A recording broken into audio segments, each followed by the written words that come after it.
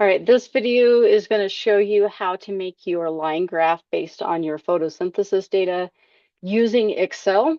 So remember that you need to go to the Google Drive that's linked in Canvas. Then what you're going to do is click on your file. You need to download this as a Microsoft Excel if you're choosing to use it in Excel. Okay, this is going to pop up um, under your downloads. Let me bring this over here so y'all can see it. Now, what students sometimes will be frustrated with is that they forget to hit this enable editing button up here on the top. So let's just remember to do that.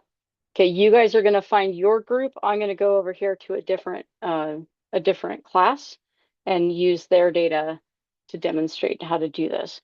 Okay, so in Excel, it's a little bit different than what we saw in Google Sheets. If you're using Google Sheets, stop watching this video and go find the Google Sheet ones. This video is for Excel. All right, so we are going to drag and select. So I'm just doing left click, drag the data, get the data labels and all the data. Once I have that, then I can let go. Now I'm going to come up here to the insert. And in this case, we want to make a scatter plot. If we make a line graph, it's going to assume that our time here is part of our data, and it is not. So we don't want to do that. That's wrong. Get rid of that. Okay. We want to go insert, and we want to go to the scatter plot. Okay. It's going to give us this little cutie pie, little polka dot thing. We need to do some things to it before we can have this done. So I just clicked on my dots, double click it, bring this open. I'm going to go into this little paint can so that we can do some formatting. And we need to add a solid line. Okay, now it added a red line to my yellow dots. I don't like that. I want it to be the same color. So I'm going to change the color to be yellow. So now I'm going to do my blue dots, add a solid line, make it blue, the same color as those dots. Same thing here, solid line. If you want to be fancy and put in a dotted line, you can do that. Um, if if you think that's cool, I don't care. As long as I know what you're talking about, and it's fine. Okay, so now we got our lines in there. Now what we need to do is make sure that we have our axes labeled. Right now I don't have any axes labeled, and I do have a legend down here though, so that's yay. Okay, so all I'm going to do is click this little plus sign. You could also come up here to where it says add chart element, but this is convenient, so I'm going to choose that one. Okay, then all I have to do is double click on this axis title and then change that from axis title to whatever I want it to actually be. In this case, this is time being measured in minutes.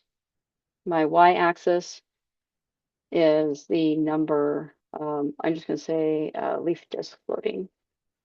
I'm going to say floating leaf disks.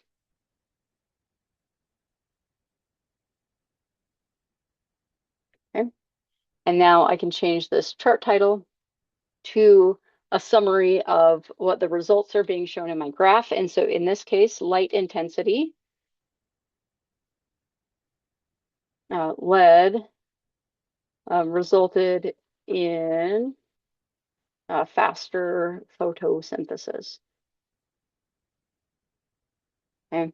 And you can resize this and make it cute and play around with the formatting and do whatever, right? I can move this around.